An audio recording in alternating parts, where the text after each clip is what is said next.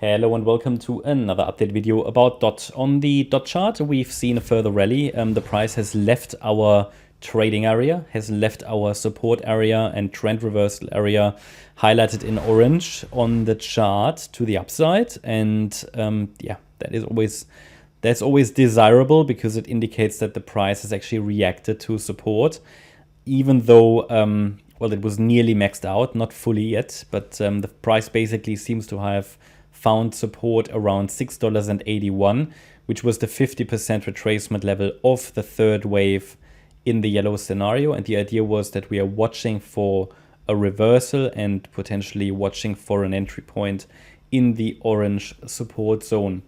Already in the last few videos, I mentioned to you how the yellow scenario can send us to $10.21 plus, probably better in a fifth wave, $10.83 or $11.78.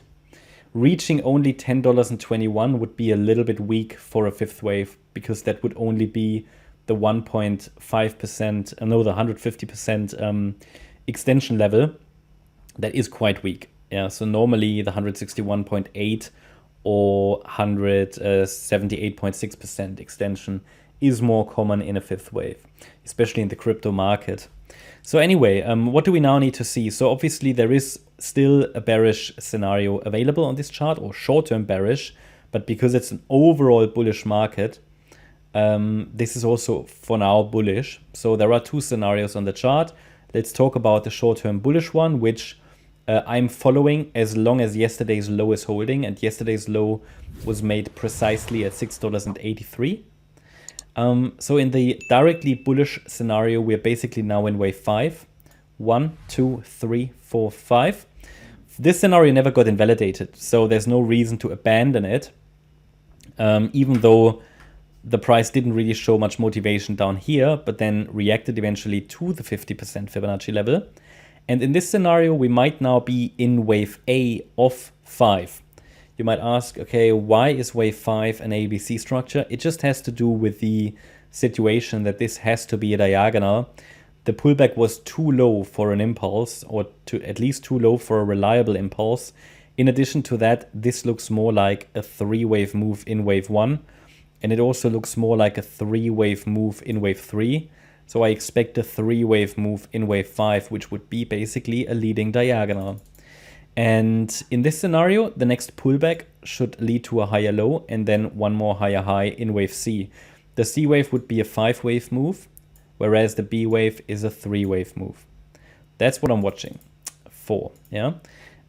Targets I mentioned, invalidation point I mentioned.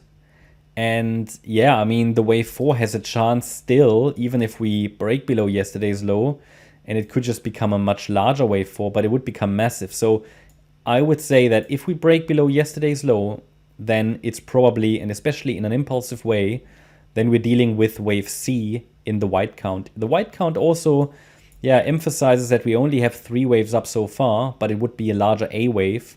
The pullback would be a B wave, in which currently we are moving in wave B of B. See, it's only a 3-wave move up so far, and then we could come down from there. And that's, for me, the decision point is basically yesterday's swing low, and then the $6.28 level. But for now, support is holding. The price has now entered micro resistance. Yeah, so I've got the 2 Fibonacci resistance levels or retracement levels on the chart, measured against the last low, or basically here the yellow C wave low. And it's between $8.34 and $8.87. This is micro resistance. Also structural resistance, the previous high at $8.80. So there is a chance that we get this B wave pullback from here. No, not an absolute need, but it could be the pullback could start from here. You know, because certain levels overlap here, Fibonacci levels, structural resistance, and so on. And if that pullback is corrective, we're forming a higher low, then yeah, the next move up could be the C wave. Whereas if we come down here, it stays like a 3-wave move up, it breaks below the last low, that's likely wave C and B. And then we have support down there between $5.84 and $4.39 with the $5.19 level in between. Please be aware that this move up could also get one more high anyway, because in the A wave, an A wave can turn into a 5-wave move. Doesn't need to stay a 3-wave move. And even in this B wave, we're dealing with an A, B, C structure. 1, 2, 3, 4, 5. But my view is at least one pullback would be nice, even if it's just a shallow one, yeah. And then looking at the bigger picture, I mean, obviously in October the price turned around.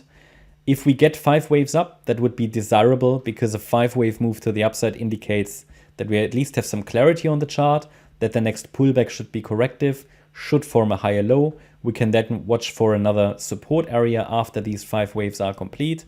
We call the 5-wave move up a leading diagonal in a wave 1, and then the pullback would be the wave 2 to trade the 3rd wave higher.